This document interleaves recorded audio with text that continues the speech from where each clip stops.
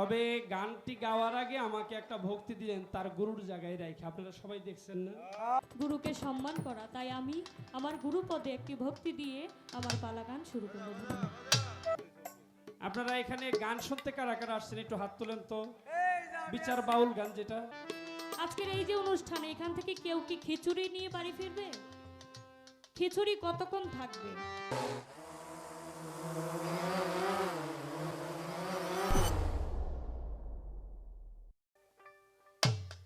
গানটি হলো তুমিও মানুষ আমিও মানুষ, মানুষ আমরা জগতে,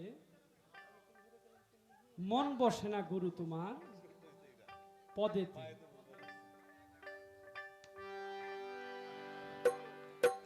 গুরু যেই পথ দেখায় কোনো পথই তার মন বসে না। এখন তার মনে একটা ভ্রান্ত, তার মনের মধ্যে একটা গোলমাল লেগে গেছে যে আমিও রক্তে মাংসে গড়া একজন মানুষ, আমার গুরু একজন রক্তে মাংসে গড়াই একজন মানুষ। তবে সে কেন গুরু? সেও মানুষ আমিও মানুষ, তাহলে আমিও তো গুরু হইতে পারতাম। এখানে আমি গুরু না হয়ে সে কেন গুরু? বিষয়বস্তুটা কি? তার কথার মধ্যে গানের মধ্যে আরো কিছু শুনতে পাইলাম, গুরু তুমি আমায় কি ধন দিবা গো। আরো কিছু শুনতে পাইলাম, এই দেহের মধ্যে গুরু কে হয় ভক্ত হইয়া কে কারে সেবা দিতে সেবা দেয়। খুব চমৎকার একটা গানের মধ্যে তো অনেকগুলি কথাই তার আছে, বলা হয়েছে নাকি বাবা? ছোট করে বাজে বাজে একটা বাড়ি দিয়ে একটা গানের মধ্যে মিনিমাম যে গানটা গাইছে এই গানটার মধ্যে মিনিমাম 4 থেকে 5টা প্রশ্ন আছে। হাতে গুনে উত্তর দিতে গেলে 4 থেকে 5টা প্রশ্ন আছে। 5টা প্রশ্ন রাখছে 5টা প্রশ্ন আমি বলবো না, ওই একটা গান যা রাখার রাখছে। ওই গানটার মধ্যে অনেকগুলি প্রশ্ন আছে বোঝার মতো। তারপরেও সে একটা মৌখিক ভাবে আরো একটি প্রশ্ন তিনি রেখে গেলেন। তবে গানটি গাওয়ার আগে আমাকে একটা ভক্তি দিলেন তার গুরুর জায়গায় রেখে। আপনারা সবাই দেখছেন না? ভক্তিটা দিয়ে আবার নজরও দিছে। চালাক আছে ভক্ত আমার, যদি আবার ধৈরা লাই ভক্তি দিলে লগে নজর কই। গুরুরে দেখতে গেলে তো নজর লাগে। এই যে আপনি একটা নজর দেখলেন আপনার গুরুরে, এটারও একটা ফাইল আছে, এটারও একটা ফাইন আছে। তাই তো সেটাকে বলা হয়েছে নজর। গুরুকে দেখলে এটা নজরানা দিতে হয়। যাওয়ার আগেই ভক্ত বলেন, আশেক বলেন, পাগল বলেন, হাতের মধ্যে রাখে পাউডা দইরাই ভক্তি মুক্তি যাই দেয় যাই করে, কিন্তু হাতের মধ্যে নজরটা দিয়ে দেয়। তাই আমার আজকে যেই শিষ্যর সাথে আমার গান, খুব বুদ্ধিমান শিষ্য। মানে সে তারা যে কোনো জায়গা দিয়ে ধর্ম ভাও পাইতেছি না। তবে যাক, ভাও আবার আমি করতারি, ভাও আমি আবার করতে পারি বা করতে জানি, সমস্যা নাই। আপনারা যে কয়টা লোক আছেন এই জায়গায়, আপনারা এখানে গান শুনতে কারা কারা আসছেন একটু হাত তোলেন তো। বিচার বাউল গান যেটা, সবাই বিচার বাউল গান শুনতে আসছে। আমার যে কয়টা প্রশ্ন করছে, প্রশ্নের জবাব যদি না দেই তো তার হইল না বাবা। কর্তাপক্ষ থেকে আদেশ আসছে একটা করে প্রশ্ন করবেন আর গান করবেন। সেখানে কিন্তু প্রথমতম এই দাঁড়িয়ে আমার শিষ্য 5 থেকে 6টা প্রশ্ন আমার কাছে রাখছে। আমি যদি এখন এগুলি বুঝাইতে যাই, এরা কাইটটা সাইটটা বাইটটা কইরা দিতে গেল না দিতে গেল, মনে করেন একবারে 1 ঘন্টা আমার লাগবে। দিবেন আপনারা? হ্যাঁ দিবেন। 1 ঘন্টা দিবেন নি, আবার পরে কবেন বর্বর বর্বর করতেছো আলামেনরি খালি বর্বর করে। আসলে তো আমার বর্বরের কাম দিয়েই তুইছে। এখন যদি আমি বর্বর না করি, পরে তো আবার কিছু মানুষ আছে গুরু ভক্ত ইচ্ছা করবো, চাইছিলাম যা চাইছিলাম তা কিন্তু পাইলাম না। তো সেদিকটা লক্ষ্য রেখেই আমি, তবে তোমাকে একটা কথা বলতে চাই, তুমি তো আজকে আমার শিষ্য। শিষ্য তাকেই বলে যদি গুরু গোবর দিয়া হাতের মধ্যে কয় তোর সন্দেশ দিছিলাম খা বাবা, কথা বুঝাইতে বললাম আপনাকে? গুরু যদি হাতের মধ্যে গোবর দিয়া কয় সন্দেশ দিলাম খা, এটা ভক্ত হইলে, ভক্তের মতো ভক্ত হইলে হে ওইটারে সন্দেশ মনে করিয়া খাইতে হবে। আর যদি মনে করেন ওইখানে কোনো সন্দেহ রাখেন, আপনি এই কালো পাইবেন না, সেই কালো পাইবেন না। তাই একটা গান আগে আমার আসছে, গান উনি গাইলো, তুমিও মানুষ আমিও মানুষ, মানুষ আমরা জগতে মন বসে না, গুরু তোমার পদেতে বইব কেমনে, বইব কেমনে, খুয়াই লাইছো সব। গুরুর কাছে যাইতে গেলে কিছু ধন নিয়ে যাওয়া লাগে, সেটা হলো ভক্তের। জানি ভক্তের কিছু নেই, তারপরে একটা ভক্তের কিছু না কিছু আছে, কিছু নাই কইলে ভুল হবে। গুরুর দরবারে যাইতে হয় কিছু না কিছু নিয়ে, ঠিক আছে? তা আমি একটা গান রাখবো, এই গানটা শুনলে তুমি বুঝতে পারবা কেন তোমার মনটা বসে না গুরুর প্রতি। এই গানটাকে গাই, গানটা শোনো।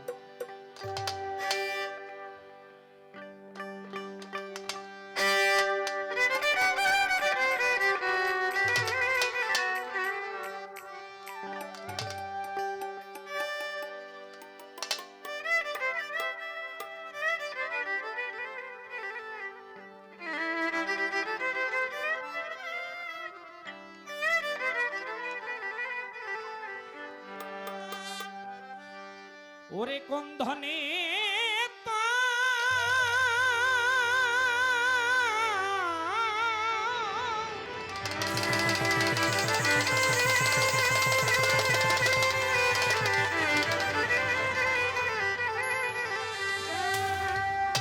ওরে কোন ধনে তোর দয়াল খুশি,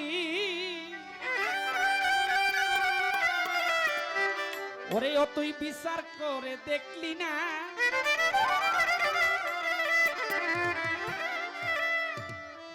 রত্ন পেয়ে যত্ন করে রাখলি না, রত্ন পেয়ে যত্ন করে রাখলি না, যমুনা রত্ন পেয়ে যত্ন করে রাখলি না। ওরে কোন ধনে তোর দয়াল খুশি, ওরে কোন ধনে কাদির চান বাবাই খুশি, বিচার করে দেখলি না, রত্ন পেয়ে যত্ন করে রাখলি না, রত্ন পেয়ে যত্ন করে রাখলি না, রত্ন পেয়ে যত্ন করে রাখলি না।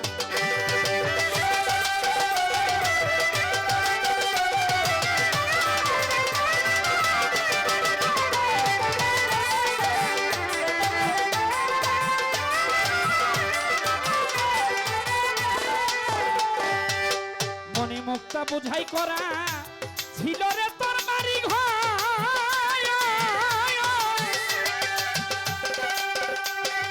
ও তুই আমানতি খেয়ানত করে নিজের ঘরে হলি তো।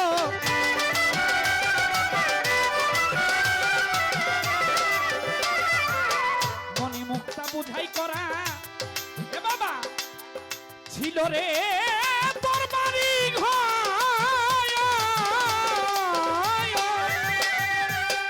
আমানতি খেয়ানত করে নিজের ঘরে হলি তো।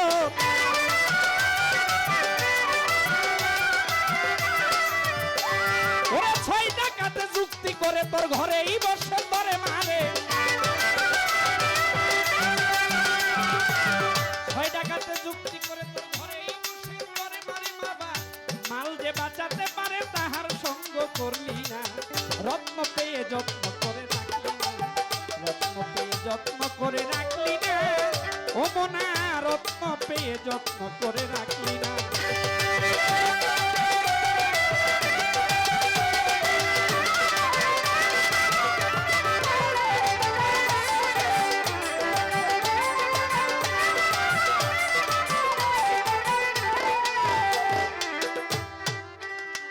ওরে আদম আল্লাহ রাসূল আল্লাহ এক ঘরেতে 3 জনা,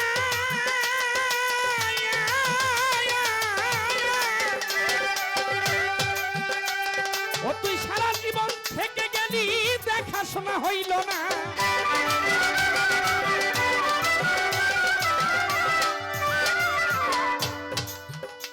বাবারে আদম আল্লাহ রাসূল আল্লাহ এক ঘরেতে 3 জনা,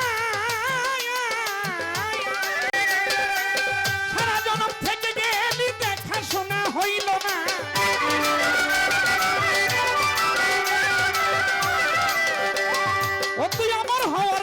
পেলি স্বভাব তো শেখাইয়া মরলি অমর হওয়ার ওষুধ পেলি স্বভাব তো শেখাইয়া মরলি মালকুকের দরজা খুলি পাখির বলি শুনলি না রত্ন পেয়ে যত্ন করে রাখলি না রত্ন পেয়ে যত্ন করে রাখলি না ও মনা রত্ন পেয়ে যত্ন করে রাখলি ওরে কোন ধনে কাদির চান বাবাই খুশি ওরে কোন ধনে তোর কাদির চান খুশি বিচার করে দেখলি না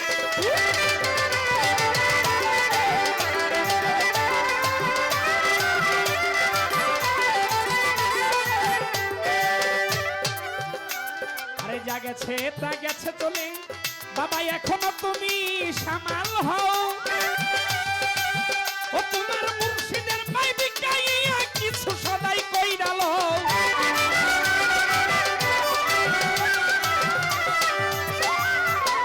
যা গেছে তা গেছে চলে এখনো তুমি সামাল হও তোমার মুর্শিদের পাইবি গাইয়া কিছু সদাই কইরাল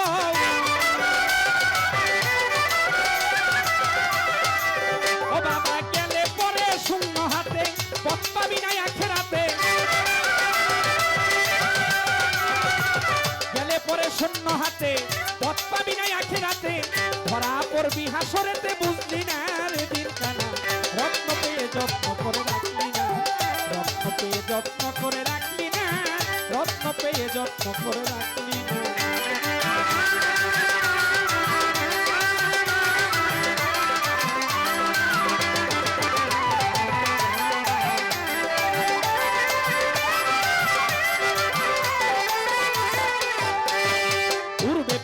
পড়বে ভেঙে 3.5 হাত বাড়ি খান ওরে সময় থাকতে ঠিক কইরাল নকশা বর্ষা খতিয়া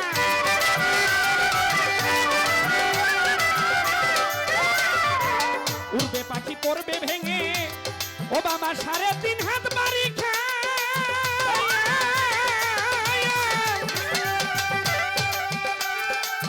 সময় থাকতে ঠিক করে না নকশা বর্ষা খতিয়া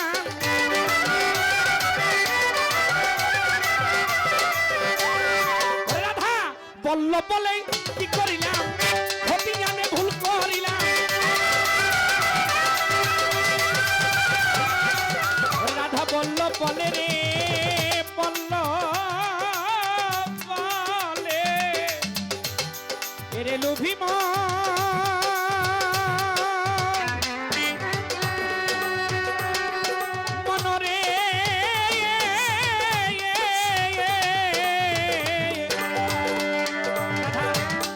বলে কি করিলাম খতিয়ানে ভুল করিলাম রাধা বলল বলে কি করিলাম খতিয়ানে ভুল করিলাম জমি মাপতাম গিয়া সব হারাইলাম মাপতাম গিয়া জমি মাপতে গিয়া সব হারাইলাম নকশা বন্দি হইল রত্নতে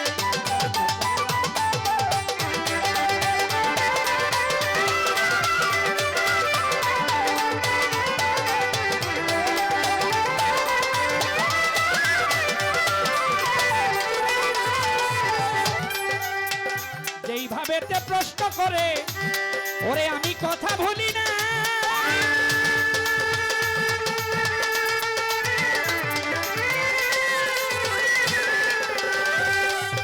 ওরে ধীরে ধীরে তাহার কথার জবাব দিতে যায় আপনারা যত আছেন হাইরে বন্ধুগণ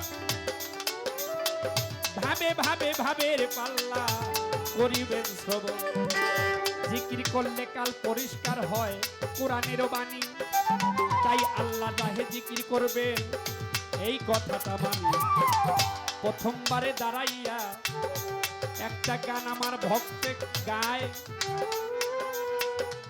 সেই বাসনা পূরণ করার জন্য আমার কাছে কয়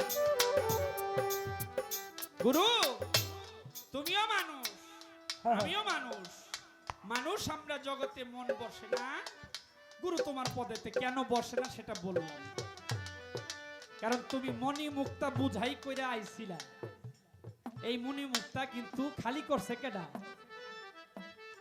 গুরু করছে খালি না তুমি করছো তুমি খালি হয়ে গেছো ভরাট হওয়ার জন্য একজন গুরুকে প্রয়োজন। তুমি খালি হয়ে গেছো, গানে কি কইছে, মণিমুক্তা পূজাই করা ছিল রে তোর বাড়ি ঘর, আমানতি খেয়ানত করে নিজের ঘরে হলি চোর, তুই অমর হওয়ার ওষুধ পেলি, স্বভাব তো সে খাইয়া মরলি, মালকুতের দরজা খুলি পাখির বলি শুনলি না। আরেকটা অন্তরে বলা হয়েছে, আদম আল্লাহ রাসূল আল্লাহ এক ঘরেতে তিনজনা, সারা জনম থাইকা গেলি দেখাশোনা হইল না, এই 6 টাকাতে যুক্তি করে তোর ঘরেই বসে তরে মারে, এই দেহের মাল যে বাঁচাতে পারে তাহার সঙ্গ করলি না, রত্ন পেয়ে যত্ন করে রাখলি না। তারপরও আবার কি কয়, যা গেছে তা গেছে চলে, এখনো তুমি সামাল হও, তোমার মুর্শিদের পাই বিকাইয়া কিছু সদাই কইরা লও, গেলে পরে শূন্য হাতে পথ পাবি না তুই আখেরাতে, ধরা পড়বি হাসরেতে বুঝলি না রে দিন কানা, রত্ন পেয়ে যত্ন করে রাখলি। তারপরও শেষ ভরসা বলে গেছে, উড়বে পাখি পড়বে ভেঙে, 3.5 হাত বাড়ি খান, সময় থাকতে ঠিক কইরা ল, নকশা পরসা খতিয়ান। রাধা বল্লভে কয়, কি করিলাম আমি খতিয়ানেই ভুল করিলাম, জমি মাপতাম গিয়া, মানে মাপতে গেছিল, জমি মাপতাম গিয়া সব হারাইলাম, আমার নকশা বন্দি হইল না। কেন হইল না জানেন? ওই যে গুরু ছোঁয়া পেল না, তাই নকশাবন্দি হইল না। আর যদি গুরুর ছোঁয়াই পাইতো তাহলে নকশাবন্দি সে করতে পারত। এখন বলতে চাই, সে গুরু কিসে? আমারও চোখ আছে, গুরুরও চোখ আছে। আমি ভক্ত, আমার চোখ দিয়ে দেই আমি আউলা জাউলা কতগুলা জিনিস, আমার গুরু তা দেখে না। আমি আমার হাত দিয়া ধরি ভালো মন্দ সব জিনিস, আমার গুরু তা ধরে না। হ্যাঁ, আপনি ধরতেছেন একটা জিনিস, আপনার গুরু কিন্তু সেইটা ধরে না, আপনি যেটা করতেছেন আপনার গুরু কিন্তু সেইটা করে না। তাই সেই গুরু শোনেন, যা তার সেফাতের একটা বিষয় আছে। জাত কি? জাত তো মানে এই যে আমরা জাতে আছি মানুষ, আমরা 18,000 মাখলুকাতের মধ্যে সৃষ্টির সেরা মানুষ জাতি, এটা হলো জাত। আরেকটা হলো সেফাত। সেফাত হলো উনি, জাত হইলাম আমরা। এই জাতের একটা গুণ আছে, সেফাতের কয়েকটা গুণ আছে। সেফাতি গুণ যেমন 7টা, এটা একমাত্র গুরু পর্যায়ের লোক যারা, অলি আল্লাহ পর্যায়ের লোক যারা, কামেল ব্যক্তি যারা, পীর মুর্শিদ যারা, তারা এইভাবে চলে। কিভাবে চলে শোনেন, সেটা হলো সেফাতের 7টা গুণের মধ্যে একটা গুণ, এই সেফাতি গুণগুলা গুরুর মধ্যেই থাকে। এই সেফাতি গুণের একটা গুণ হলো বাক্য শক্তি। বাক্য শক্তি মানে কথা বলা। উনি এক জায়গায় বসে অনেক কিছু বলে, সেটা আবার আল্লাহ পাকে ডাইরেক্ট শুনে, ডাইরেক্ট, কোনো ভায়া লাগে না, কোনো ভায়া লাগে না, ডাইরেক্ট শুনে। এটা হলো বাক্য শক্তি, মানে কথার শক্তি। বাক্য শক্তি হলো একটা গুণ। আরেকটা গুণ তোমার গুরুর, তুমি খেয়াল করবা, শ্রবণ শক্তি। তুমি যা আউলা জাউলা জিনিস কান্দা শুনো, তোমার গুরু তা শোনে না। তোমার গুরু তা কান দিয়ে শোনে না, যেটা শোনার প্রয়োজন মনে করে সেটাই সে শুনে। এক বক্তা দূরের থেকে কইছে, বাবা তুমি কই? হে ওই ডাক শুনছে, ওই আজাইরা বিজাইরা ডাক আছে না কতগুলি, যেমন আমরা শুনি, ভক্তরা শুনে, গুরু তা শুনে না। এটা হলো 2টা সেফাতি গুণ। 3 নাম্বার সেফাতি গুণের হলো দৃষ্টি শক্তি। আমরা এক জায়গায় বইয়া খালি এখানে যা আছে এই দেখি, আমার গুরু এক জায়গায় বৈশাল বিশ্ব ব্রহ্মাণ্ড দেখবে। আমার গুরু এক জায়গায় বসে অল বিশ্ব ব্রহ্মাণ্ড সে দেখতে পারবে। সেটা হইল কি? দৃষ্টি শক্তি, যেটাকে বলছে দেখা। এবার আসি 7টা সেফাতি গুণের মধ্যে 4 নাম্বার গুণটা হইল ঘ্রাণ শক্তি। আমাদের ঘ্রাণ শক্তি, গুরুর যে ঘ্রাণ শক্তি, আমাদের তা ঘ্রাণ শক্তি তেমন ঘ্রাণ শক্তি নাই। তো তা আমরা গুরু হয়ে গেছিলাম। শিষ্যকারে কইছে বাবা, এলো 4 নাম্বার। 5 নাম্বার হলো আত্মশক্তি, মানে চলাফেরা, এক জায়গায় বসা আরেক জায়গায় চলে যাবে, এক জায়গায় বসে আরেক জায়গায় চলে যাবে। তার কোনো প্লেনের প্রয়োজন হবে না, গাড়ির প্রয়োজন হবে না, এক জায়গা থেকে চোখ বন্ধ করবে আরেক জায়গায় চলে যাবে। যেমন এই বাদশাহ আকবর তো নাকি বাবা, ওই যে সালাম দিতে দিতে গিয়া খাজা বাবার দরবারে গিয়া দাঁড়াইছে, ওই 70টা 71টা রোজা ভাঙছে খাজা বাবার টল্লই 71টা যাইয়া খাজা বাবার দরবারের সামনে বাদশাহ আকবরের কথা হইলো আমি যেই দরবারের সালাম জবাব পাবো আমি সালাম দিব আমি আকবর যেই দরবারে গিয়ে সালাম দিব সেই সালামের জবাব যেন আমি আকবর পাই বাদশাহ আকবরের 7 মুলুকের বাদশাহ ছিল উনি জিদ ধরছে যেই রওজা থেকে সালামের জবাব আসবে সেই রওজা আমি রাখবো আর যেই রওজার সালামের জবাব আসবে না সেই রওজা আমি ভেঙে দিব তাই এমন করতে করতে খাজা বাবা গরিবের নওয়াজ গরিবের বন্ধু খাজা মুলকে হিন্দে চিস্তিয়া খাজা মঈনুদ্দিন চিস্তি রহমতুল্লাহ আলাইহি বাবার দরবারে গেছে যাইয়া একটা সালাম দিছে জবাব নাই আরেকটা সালাম দিছে জবাব নাই 3 সালামের বেলায় জবাব ঠিকই আমার খাজা বাবাই রয় যাও এসে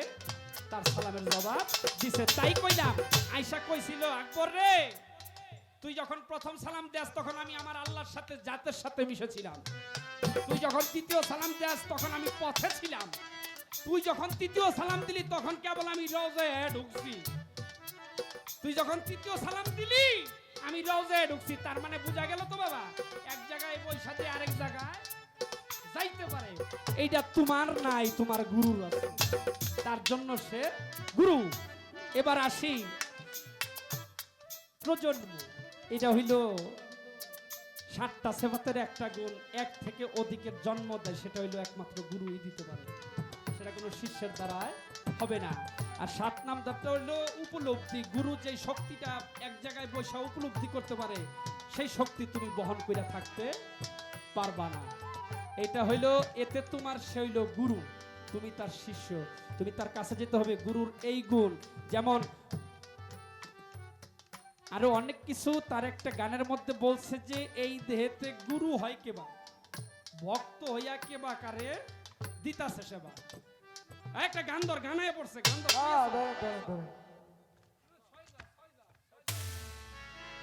দেহের হস্তপদ লিঙ্গ গুর্জ দশিন্দ্রিয় দশথানার হস্তপদ লিঙ্গ গুর্জ দশিন্দ্রিয় দশথানার দেহ রাজ্যের ইলিকশনে হই না মনামার দেহ রাজ্যের ইলিকশনে হই না মনরে ওরে পাগল মন মন মন জ্ঞান বাবু আর মন মহাজন চেয়ারম্যান পদপ্রার্থী 2 জন 10 6 এই 16 জন তারাই সেজেছেন মেম্বার 10 6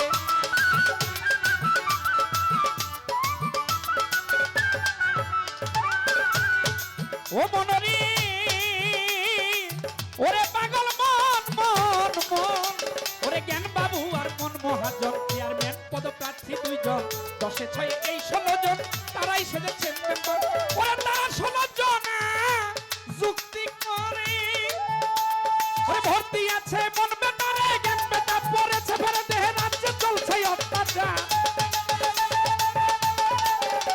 ওরে মন বেটা পড়েছে ফেরে দেহে রাজ্যে চলছে অত্যাচার দেহ রাজ্যের ইলেকশনে হই না মনা আমার দেহ রাজ্যের ইলেকশনে হই না এই গানটির মধ্যে অনেক কথা এর মধ্যে বলা হয়েছে জ্ঞান হইল গুরু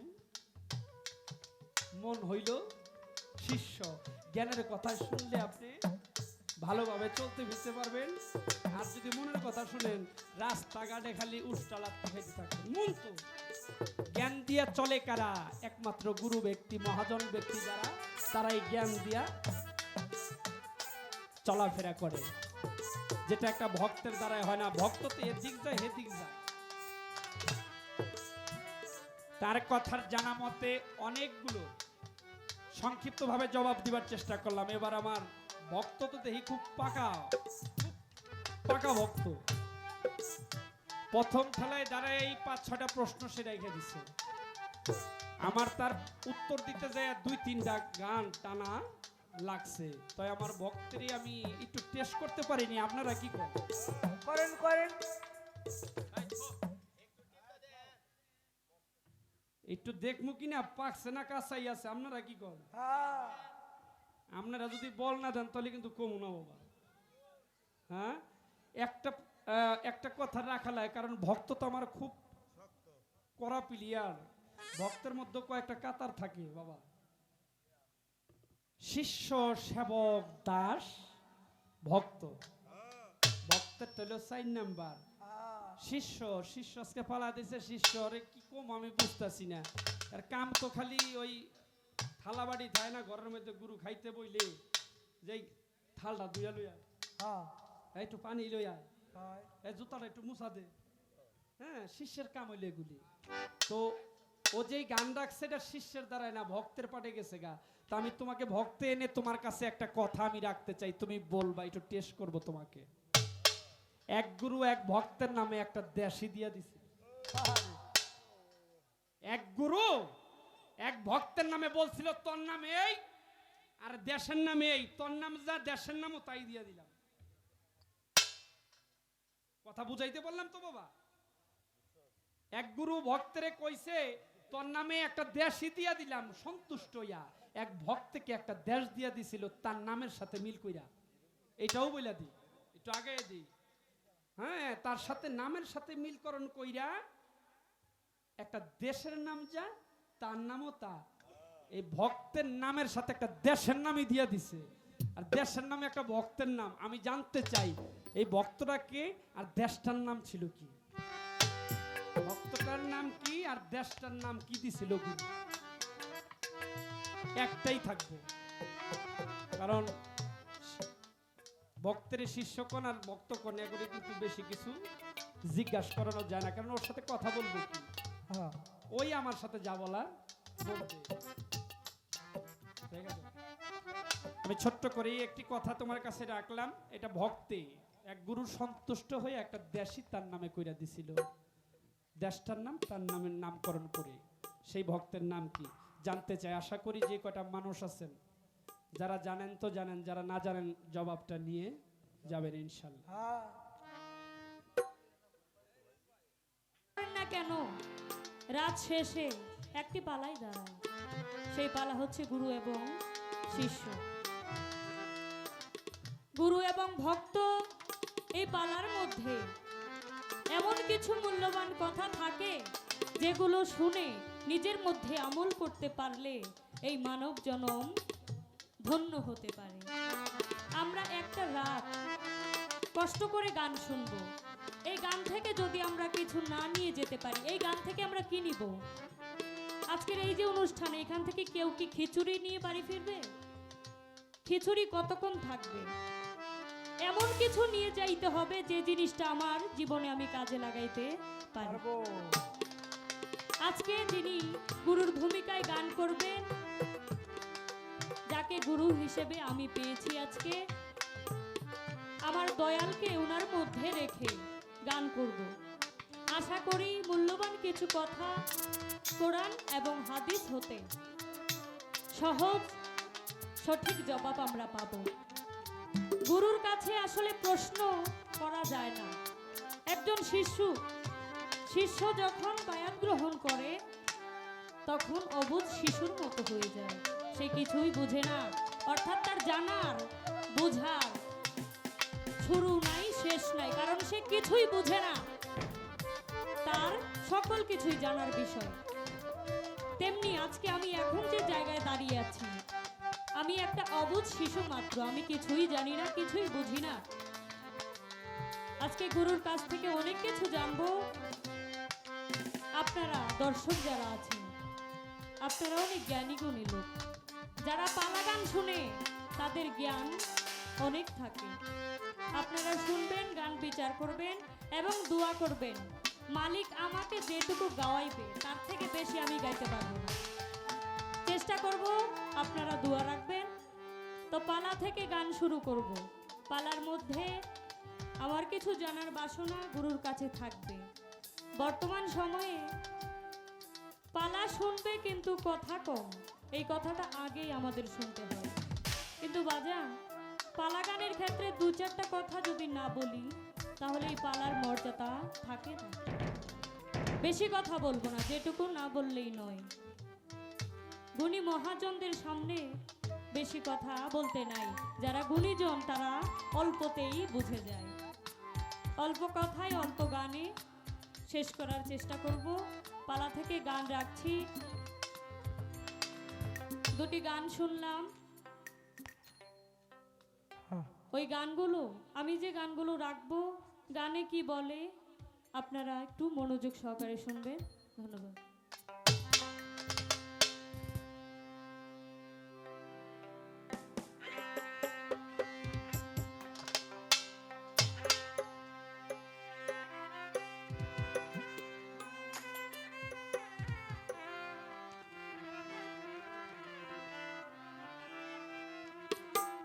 যেহেতু পালাটা গুরু এবং শিষ্য, শিষ্যর আদব হতে আসলে উনি যে প্রশংসা করেছে, যে বর্তমান সময়ে আপনারা জানেন, এটা বলার কোনো কিছু নয়। আপনারা দেখেন, আপনারা জ্ঞানী লোক, আপনারা সব বুঝেন। বর্তমানে এমন অনুষ্ঠান বেশি হয় যেখানে মেয়ে শিল্পীরা অনেক বেশি থাকে, তারা আল্লাহ রাসূলের নাম নেয় কিন্তু মাথায় কাপড় থাকে না। আমি ব্যক্তিগত পক্ষ হতে চেষ্টা করি আল্লাহ রাসূলের গান করার জন্য, পীর মুর্শিদের গান করার জন্য। পীর মুর্শিদের দরবারে বেয়াদবির কোনো জায়গা নেই, তাই সর্বদা চেষ্টা করি আদবের সহিত গান রাখার জন্য। পালাটা যেহেতু গুরু শিষ্য, আমার শিষ্যের একটি দায়িত্ব থাকে গুরুকে সম্মান করা, তাই আমি আমার গুরুপদে একটি ভক্তি দিয়ে আমার পালা গান শুরু করব।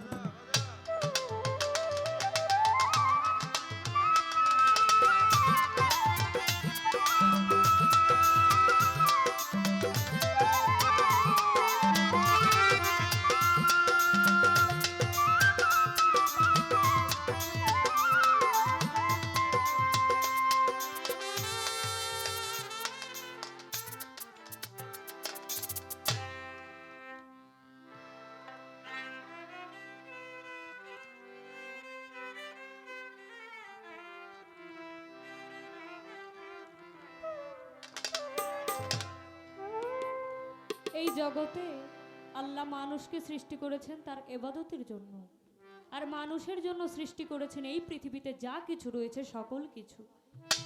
কিন্তু এই মানুষ, আমরা পীর মুর্শিদের কাছে যাই, বায়াত গ্রহণ করি, কিন্তু পীর মুর্শিদের আদেশ উপদেশ মানার কথা কিন্তু আমরা মানতে পারি না। কেননা এই মন কিন্তু কারো কথা শুনে না। মন শুধু সব সময় খারাপ কাজে যেতে চায়, কারণ ওইটা করতে বেশি পছন্দ করে। ওইদিকে লক্ষ্য রেখে মনকে কিভাবে গুরুর পথে আনা যায় সেদিকে লক্ষ্য রেখে আমার দয়ালের কাছে কিছু জানার বিষয় থাকবে। আমি গানে গানে শুরু করছি। আমিও মানুষ, তুমিও মানুষ, মানুষ আমরা জগতে, মন বসে না গুরু তোমার পথেতে, মন বসে না গুরু তোমার পথেতে। আমিও মানুষ, তুমিও মানুষ, মানুষ আমরা জগতে, মন বসে না গুরু তোমার পথেতে, মন বসে না গুরু তোমার পথেতে।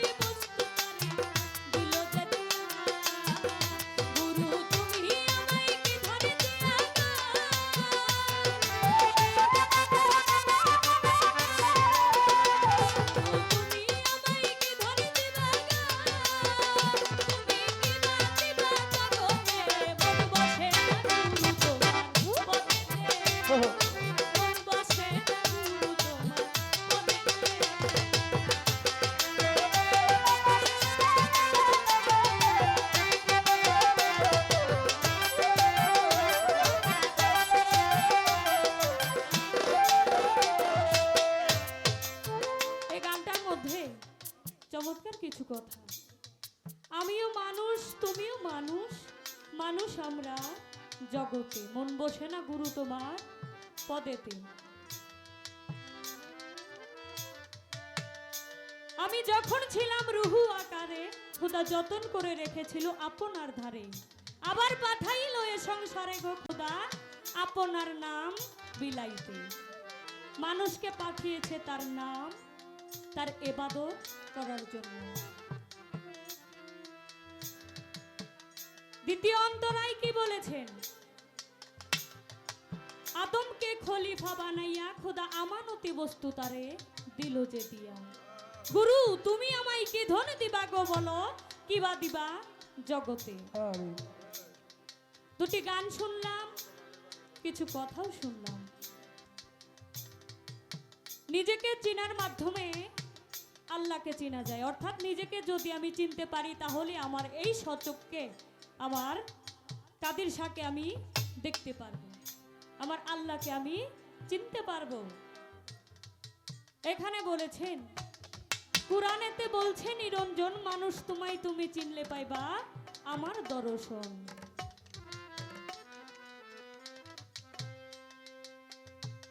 এই মানব জাতির মধ্যে গুরু এবং শিষ্য, গুরুর হাত পা সব রয়েছে, শিষ্যেরও হাত পা সবকিছু রয়েছে, কিন্তু কোন গুণের কারণে, কোন কর্মের ফলে গুরু এবং শিষ্য দুইটা বিভাগ হয়ে গেছে। অর্থাৎ আমার মধ্যে যে জিনিসটা নাই ওই জিনিসটা গুরুর মধ্যে আছে বিধায় তিনি গুরু। আমার মধ্যে যা ছিল ওই জিনিস যদি গুরুর কাছে থাকতো তাহলে তো আর কোনো পার্থক্য থাকতো না। আমার জানার বিষয় থাকবে কোন জিনিস থাকার কারণে তিনি গুরু এবং আমি শিষ্য, কোন জিনিস অর্জন করলে আমি আমার কাদির শাহকে দেখতে পাবো, আমি আমার আল্লাহকে চিনতে পারবো। কুরআনেতে বলছে মানুষ তোমায় তুমি চিনলে পাইবা আমার দর্শন।